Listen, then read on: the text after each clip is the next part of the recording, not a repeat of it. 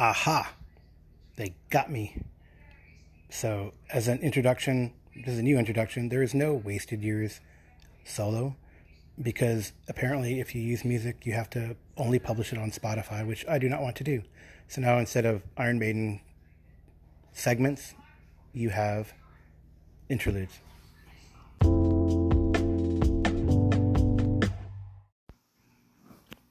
I don't even know if that worked, but here goes. I might as well try it. I've been contributing and listening to a lot of y'all's podcasts. Haha, Texas, y'all. And I might as well jump into the breach and start mine. I don't even know. I tried to use Spotify. I guess you can use Spotify to put music. And one of my favorite bands is Iron Maiden. And I tried to put on the solo for Wasted Years. We'll see if that works. But the title of today, and I guess in general, I don't even know if I'll have a trailer for this episode because it's the first time I'm doing it. But basically, this is going to be the GMologist presents Leave No Stone Unturned, where I talk about gaming and other pop culture. And maybe I'll have a few interviews. So here goes today's episode. I guess I'm just going to record this in one shot and see what it sounds like. I don't know how to do segments yet. Hey, it's more than a minute. Usually when I record, you get cut off. So today's title is going to be Sunday Triple Play. And this happened. I run a lot of games, man. I really do. And maybe sometimes it's distracting, but hey, it's my hobby. There are worse and maybe, I don't know, more expensive hobbies, because as Jason Connerly of Nerds Variety RPG Cast fame and I have discussed, we have a lot of games. And many of them we'd love to play, but just haven't. But it was great. Last Sunday, I was able to play or run in 3 games. It was like a mini marathon. And I'll talk about those games. You might have heard about them on other podcasts or might have seen them if you follow certain YouTubers or other podcasters.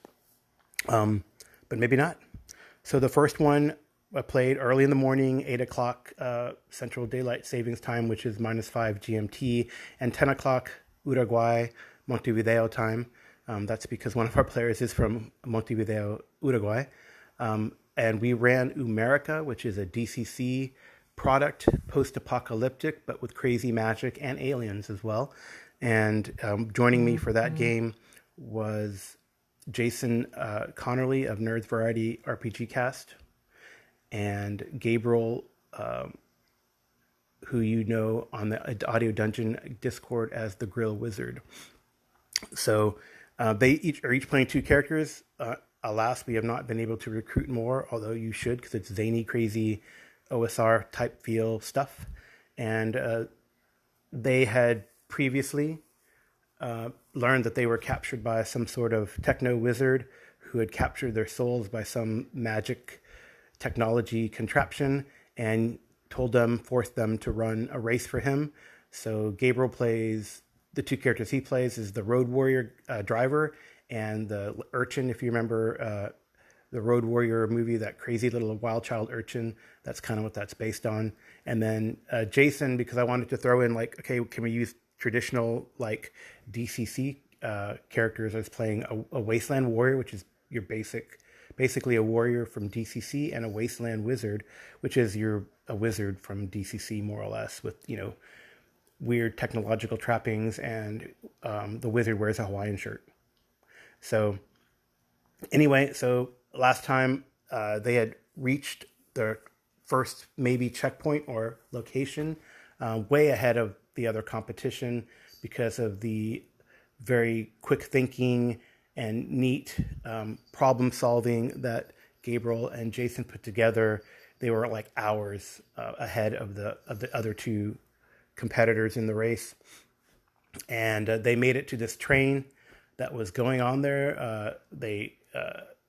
Gabriel's character spun out and drifted onto the open bed of the train, and then the characters leaped out to deal with the adversaries, because they were supposed to, according to their little instructions, find the clue for the next that would give them a leg up in the next leg of the race. So they basically assaulted this machine gun nest with great panache. The Wasteland Wizard blew up the gun and the gunner using magic missile. And then they jumped into this boxcar where they fought these train wraiths, I guess. And yeah, they were actually wraiths that were pretty nasty, but they found a way to use an AOE of holy water, which devastated them. Even though one of the characters died, but they also had learned, and they had not tested it up to this point, that if they died, well, they just came back. They were just a little bit mentally traumatized, I guess. So Jason's wizard died, but after the battle, he kind of popped up after tasting some of that holy water, which was actually beer, which I think is great, and a way that the authors add in some fun references and are a little off the cuff in their sense of humor in the game and in the actual product.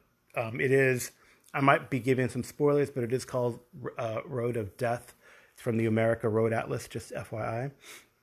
So I don't know how to do show notes, but if I figure it out, then I'll put like a link or whatever and give credit to the authors. Anyway, so after they defeated those wraiths, they went to the next car, and there are these guards there that open fire right away on the Wasteland Warrior, and this character took it and survived, deflected a bullet with the shield, and then they dumped. So they had, you probably may have heard it on Jason's podcast, they had the wizard, their wizard sponsor had given them this duffel bag of holding, and they could choose two things out of it. Actually, I'm going to throw a twist with that duffel bag too in the next time we play, but don't tell the players that. Anyway, so they had pulled out, among other things, a can of gasoline. So the urchin had this can, and he basically dumped gasoline onto those all, on the floor in front of those guards. And then Jason's character had this like electromagnetic fishing pole, or the line from the fishing pole was electric or electromagnetic, he had found, like magical. So he slapped that down, in the gasoline area, and it created this big fireball, which his character had to duck out of the way from, and took some damage, singed some hair and eyebrows. But the guards were done for, and the vault that they were trying to get to, it was partially damaged. The door was, because it's such a big rolling explosion. So they got into the vault, no problem. Gabriel was rolling great for the thieving skills for his little urchin guy. They found the note that said, choose route number 2. Spoiler. But then all the while, the train conductor is taunting them. His name is Gomez, and I imagine him, and I described him when they finally saw him, as basically Gomez from the Addams Family, except if Gomez had like fiery red hair. But still, the nice pinstripes and the, little tie, but fiery red hair, smoking cigars like Gomez did. Anyway, so instead of, Gomez says, okay, and the train sped up, now y'all are going to pay, or something like that. But they decided to go forward instead of backwards. Players do what players do. So they went forward. They saw another group of guards, but these guards, knowing what was going to happen, were resigned to their fate and were playing poker. And I was trying to hint, yeah, this is the last hand, boys. Yeah, let's go all in. But the characters kept moving forward. Maybe they felt that they could stop the train car or the train itself, and that could have been a possibility, until they met Gomez, and maybe they realized maybe he's out of our league. I don't know. Their players are lucky. Anyway, so they saw Gomez. He kept taunting them. Gabriel had a brilliant idea to detach the rest of the cars from the engine, and he, like I said, he was rolling great. So he made his roll to unlock, and then started unraveling the lock there. Gomez tried to stop them. He threw a cigar butt, which Jason's Wasteland Warrior deflected away, and there was a big explosion off to the side of the rails. Meanwhile, the driver and the Wasteland Wizard are trying to run across. They see what's going on. They try to run across the top of the cars to try to make it back to their vehicle. The Wasteland Wizard fails, and effectively after both the failure to jump and the failure to grab onto anything, gets run over by the train. So he dies again. And then, but the other character, Gabriel's driver, he makes it eventually. There's some things that happen in between, but it's pretty cool. So the train is decoupled. The train cars are, decoupled from the engine. But then Gomez, not to be outdone, puts the brakes on and slams the engine into those cars. The urchin is able to escape that, but the Wasteland Warrior does not, and is crushed between the cars and dies. Meanwhile, the cars are like accordioning and up in the air, and somehow with amazing rolls. And we roll them all on the table. There's no like GM whispers, and I roll openly. There's actually a cool call in on Joe Richter's Hindsightless podcast from Jules of NZ podcast fame that talked about this. So it's kind of neat. I roll on the table. It's a virtual table, but I roll openly for the characters to see, and so we know what's going on. Anyway, so Gabriel's urchin makes it. You can imagine him parkouring through the wreckage. Things are flying everywhere. Poker chips are flying.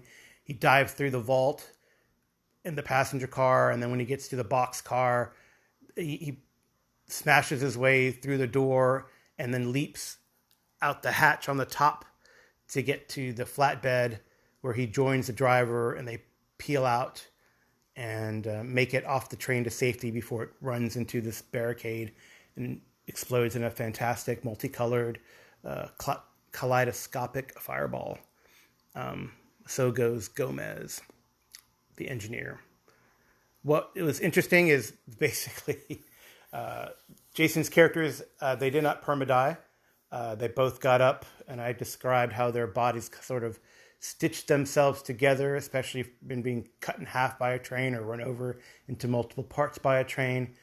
But then they got up, a little system shocked, but then they ran to catch up to the rest, and they made it to the checkpoint amid the cheering virtual crowds and fanfare. And hey, they won that leg of the race officially.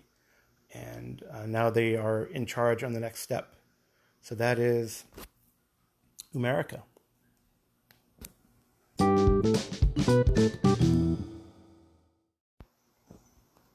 All right. Game 2 recap. I played in this game, and it was run by Kevin Madison of Dungeon Musings, YouTube, and podcast fame. And we are running Savage Pathfinder. So it's the Pathfinder world using the Savage Worlds rule set, which I will say admittedly, I was not a fan of Savage Worlds until maybe a couple years ago when I played some Savage Worlds games with Sean and Robin Bircher at one of our conventions that my wife's foundation runs. And then I followed that up by playing at ChupacabreCon in Austin, Texas, some Savage Worlds. I'm like, man, I like the system. It's pretty cool and intuitive. It's a little swingy, but hey, it does a lot, and it's a generic enough system that you can play in any genre. And what Kevin Madison is doing, he has this marathon coming up, and I definitely want to put this on the show notes because his marathon is linked to a charity that he supports and has supported for a long time, SOS Children's Charities. So anyway, so look for that, and I'll put a link there for the show notes. He's running a marathon next in 2 weekends, I believe. And in the meantime, we are running this mini campaign or mini arc called The Road to the Iron Gods. So he is actually going to convert the Iron Gods, or part of the Iron Gods adventure path that Paizo put out several years ago. And we're going to use Savage Worlds characters. And I play a custom creation of his, a Dwarven Magus. So basically a fighter magic user type. And her name is Kate Firemane, which is named after one of my World of Warcraft avatars. But she in World of Warcraft, she's a 60th level paladin. I level about 200 now. But in this game, she is a Dwarven Magus, uses a two-handed weapon, and can shoot fire, which is pretty damn cool. So we've been traveling across the plains in Numeria, which is a country or location in Galarion in the Pathfinder verse, where a spaceship crashed eons ago, and there's like technology, so it's very Sword and Planet. You have ray guns and robots, but also magic and swords.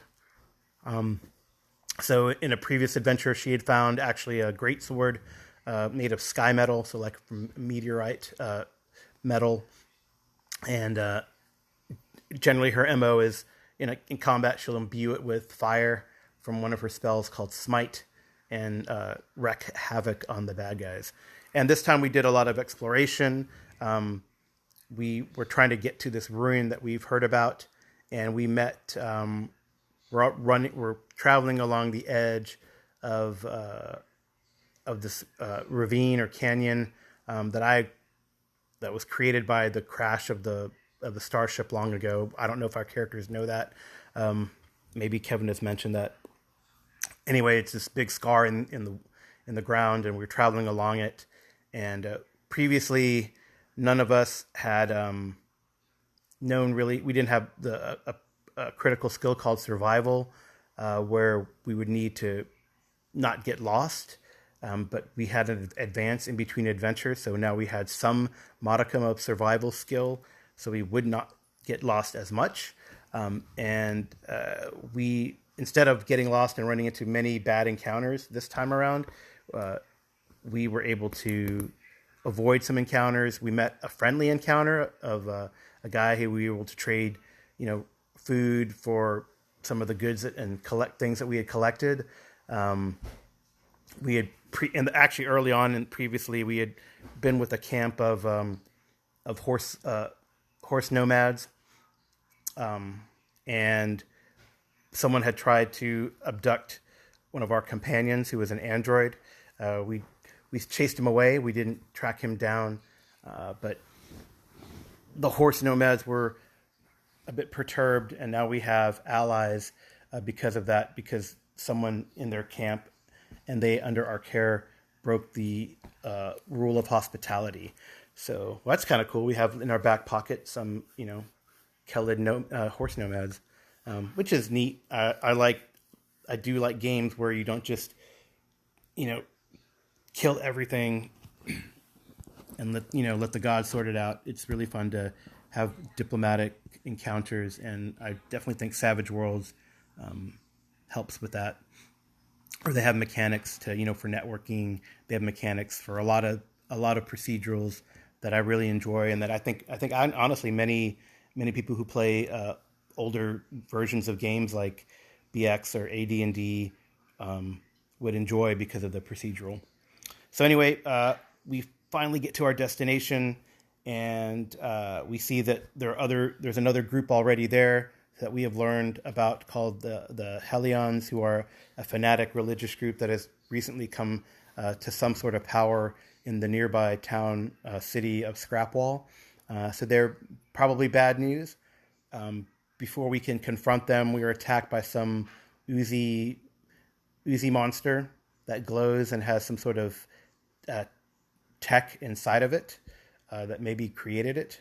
We were able to defeat it pretty handily, I think, with not too much damage to us, and recover the tech inside.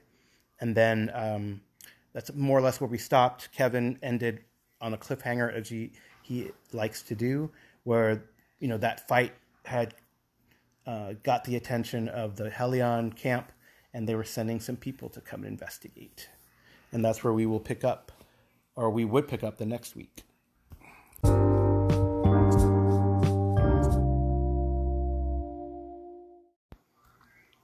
Okay, game number 3 on the Sunday triple play of game recaps and commentary, as you have noticed. So game number 3 was a Deadlands game that we had proposed. Well, I guess a little background, step back. So we have these friends that we met some 10 years ago at a local drinking establishment called the Flying Saucer. And, back then, pre-pandemic, they have like basically beer hall seating, and sometimes it gets crowded. And my wife and I got there and got a seat, and then this couple says, "Hey, can we sit with you?" And seriously, like best decision of socializing that we ever did, because we've been friends with these people. I'll just name them because they won't listen to this podcast, maybe. Melissa and David Zemkowski, and they've been like best friends since then. But they know I game. He used to game way back. He had D&D products and some other TSR stuff back early on when he was in high school. But he hadn't gamed in a long time, and he knew that I did it, and I always talked about it because he loved hearing the recaps. But eventually, we convinced him to game with us, and the game that they thought was interesting was Deadlands. They liked the Wild West things. So we played about a month ago before this Sunday, and David is playing a territorial ranger. His wife Melissa is playing a hex slinger, so a huckster who, in the tradition of Doc Holliday, has learned how to inscribe runes onto her pistol and rifle, so shoots magic out of guns. Be like a gun mage, maybe in another game you might know of, like Iron Kingdoms. Iron Kingdoms, I think, has gun mages, right? So, and then my wife is playing with us, which is great, so I can have some game time with my wife. And she is playing an agent named Sam, who is, basically a woman, but publicly dresses as a man for the most part. But that led into some cool things that happened this time around.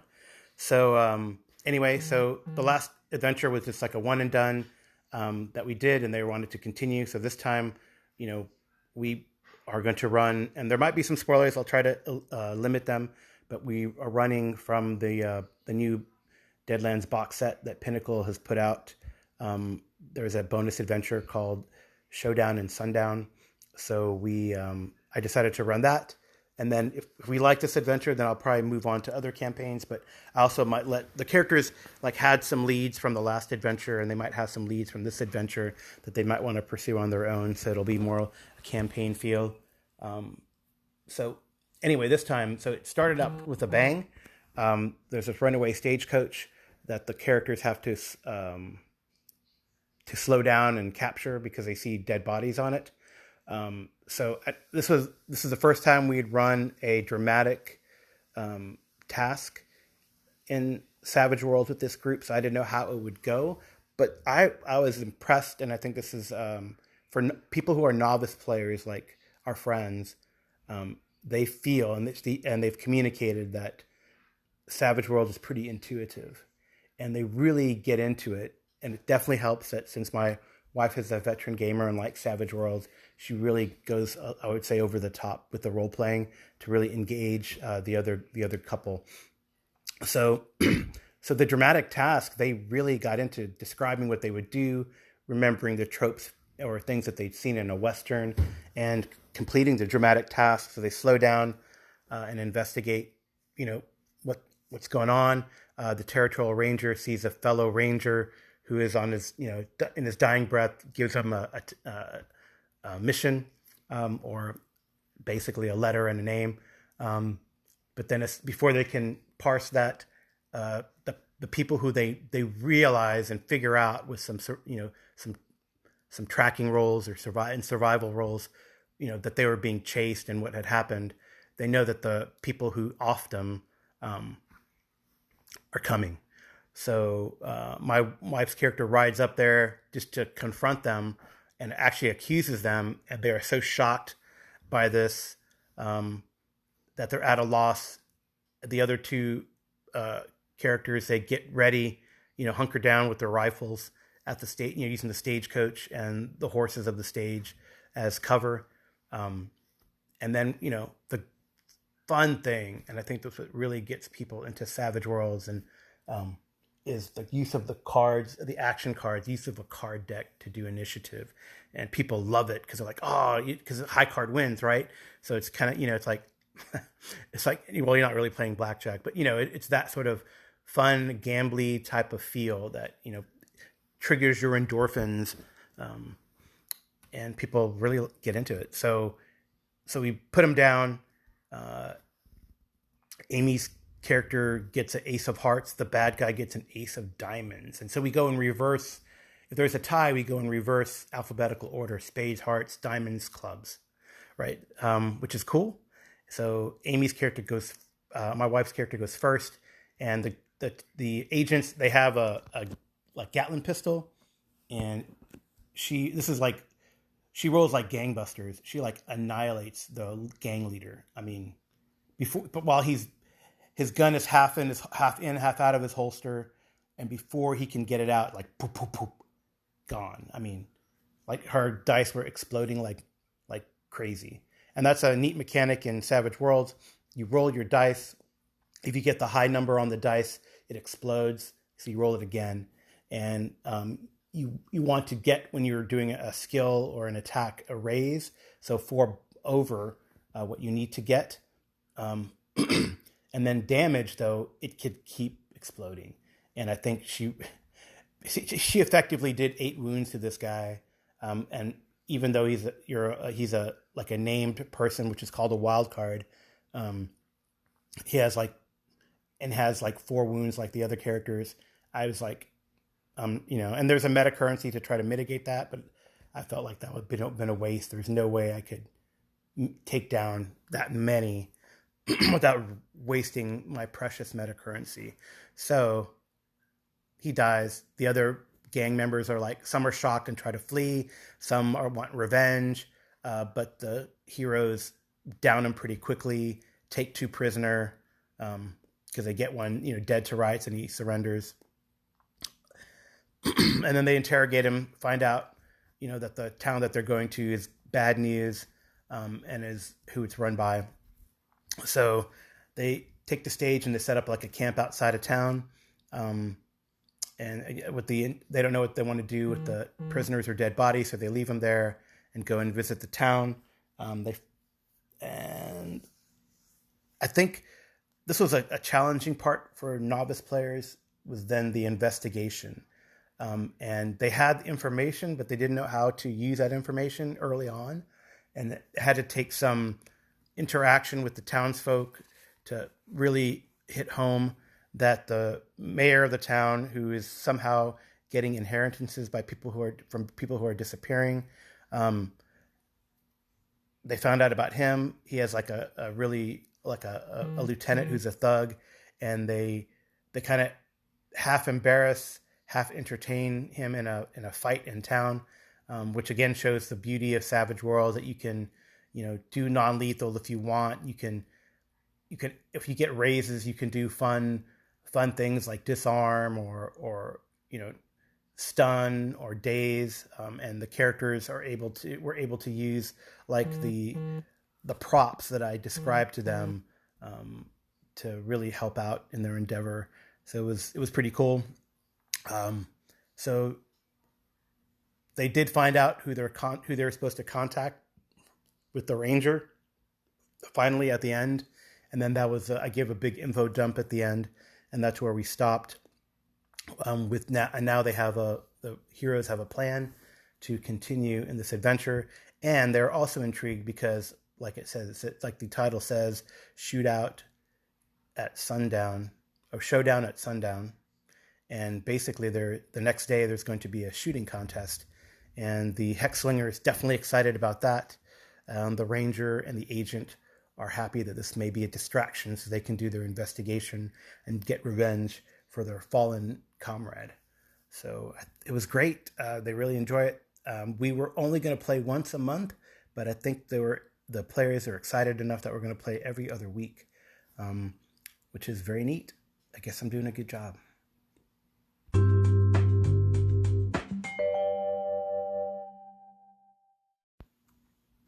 Okay.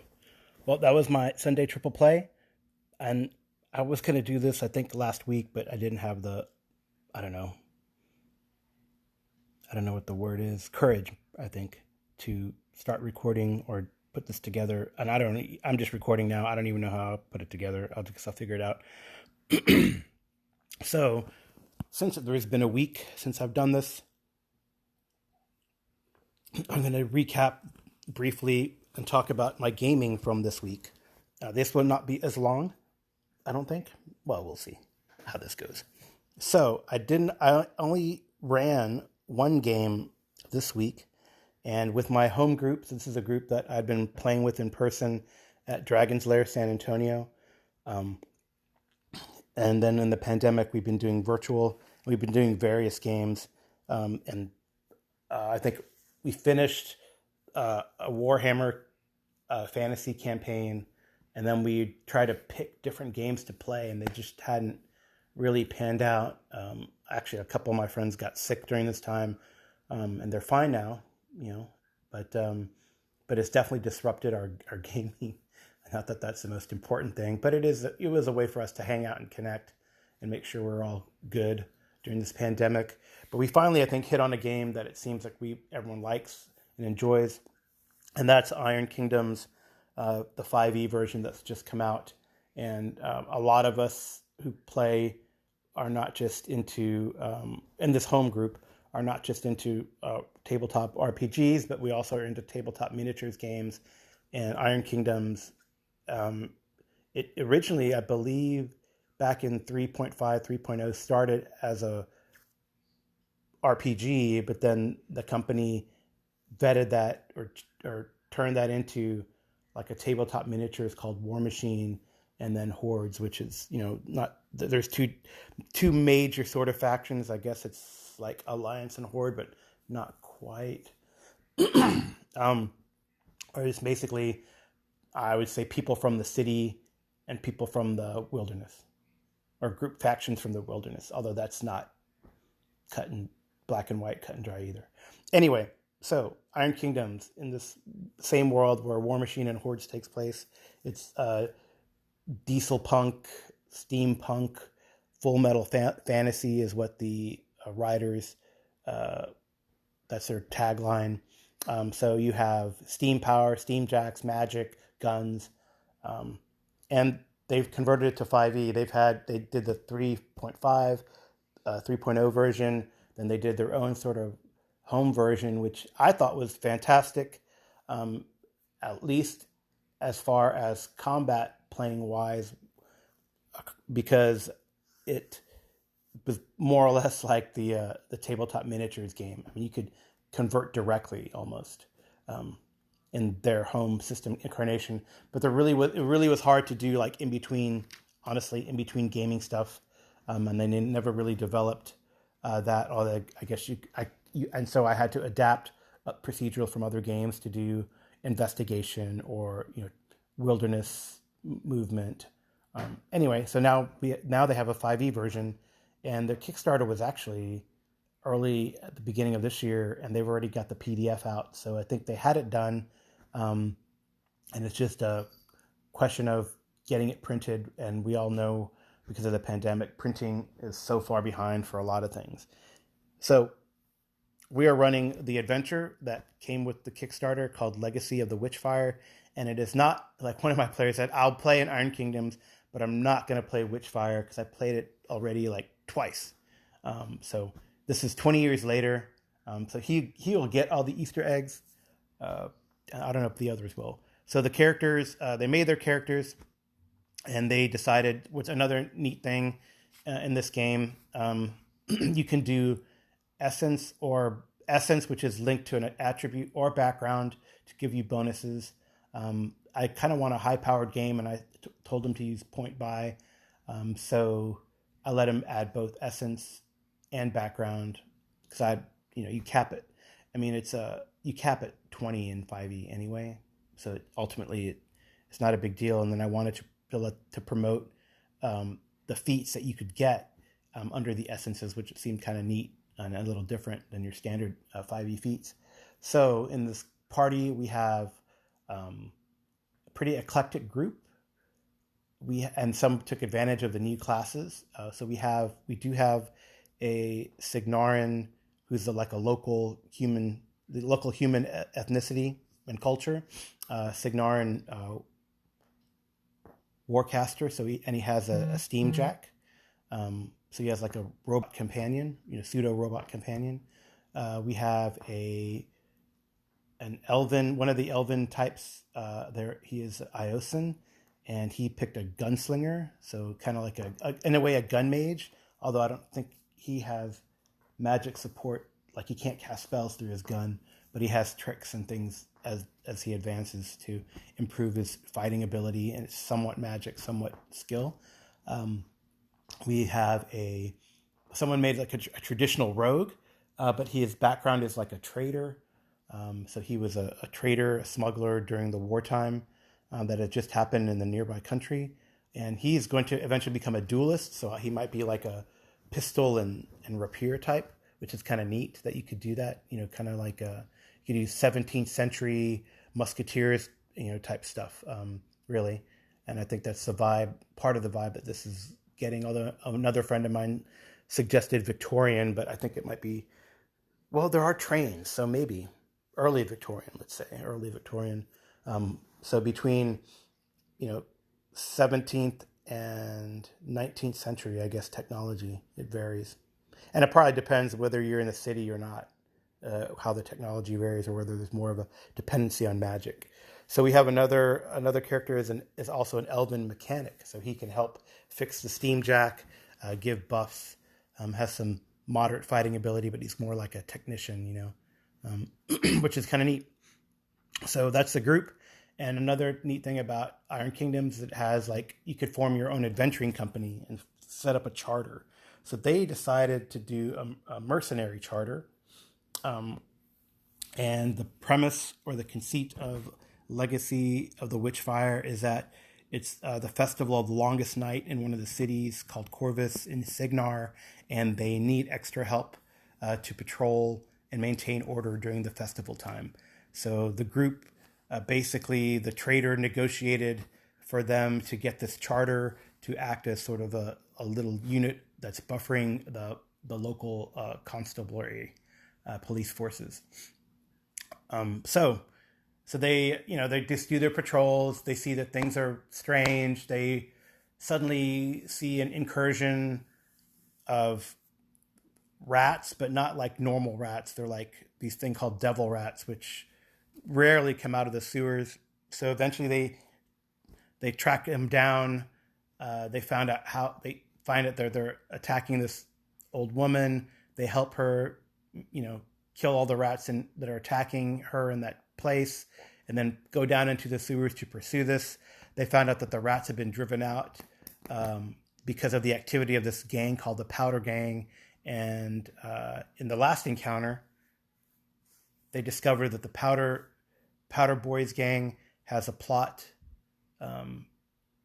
to blow things up around the city to cause trouble. They don't know who put them up to it, but they know someone else hired them.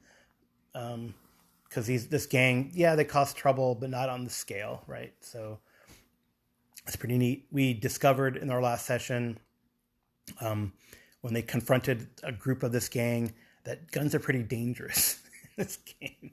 So one of the characters got taken down, and in 5e you have this sort of death saves, and he was down to like one more death save before he expired, but the players got to him and were able to to stabilize him before he had to make that last roll. So so that was good. Now the characters are they took prisoners, and I thought that was kind of a neat thing because one of the because honestly in a typical D&D game, most players are murder hobos. So it's refreshing to see the characters, at least one of the characters, say, "Hey, we'll just capture them after we defeat them.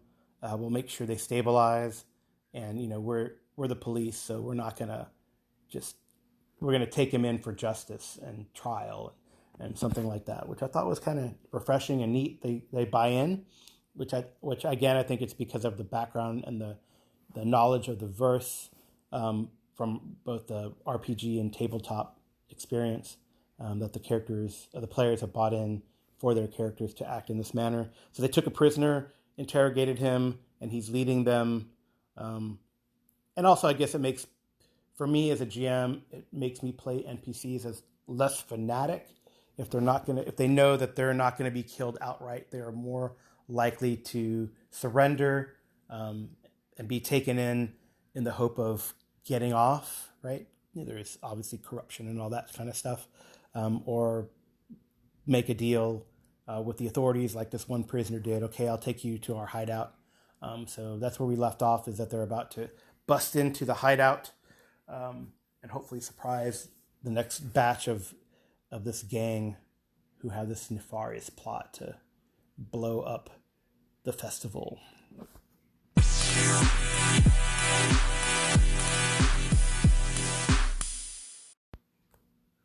I think I'm going to stop there. I did play games this weekend, but maybe that'll be the next podcast. Maybe I'm going to try to get these out weekly. I don't know.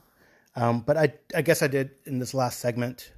I wanted to talk about what might be next up in, as far as gaming and specifically me running. I mean, I definitely play in a lot of games from GMs that I love to play with and respect and get, learn a lot from these guys.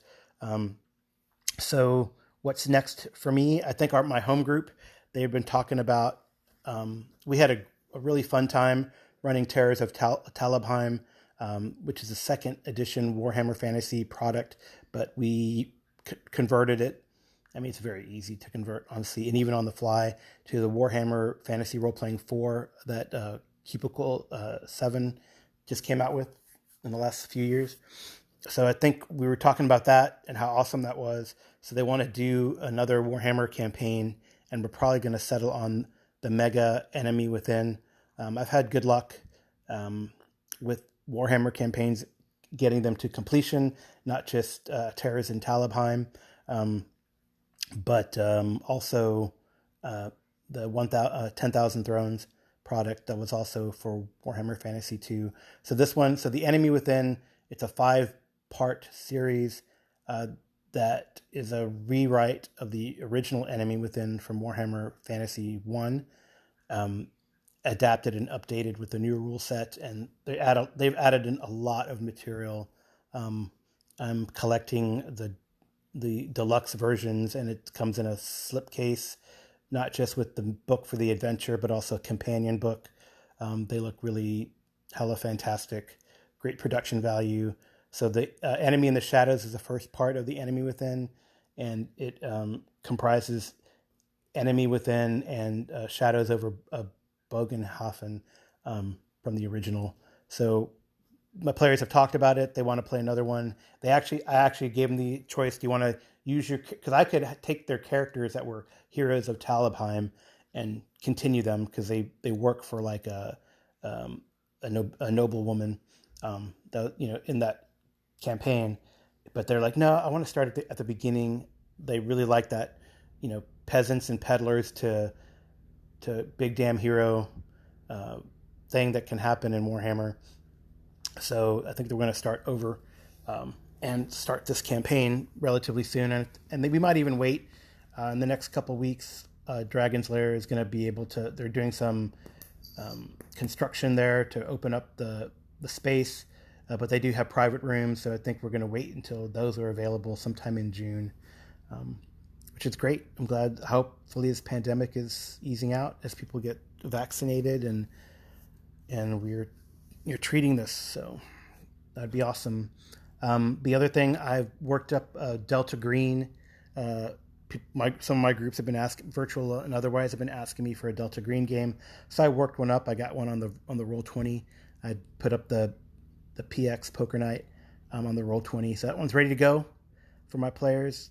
Heads up, if we ever want to do Delta Green, maybe we'll do this after America. Although there is a talk about jumping back to my Broken Lands BX Beckme game, which can basically play humanoids from the Gazetteer 10 product from D&D way back, and it's gone pretty good. I mean, there's some characters who are like 5th, 6th level, so it's done pretty well, but it's been on hiatus for some time. So we might pick that up after America or something else.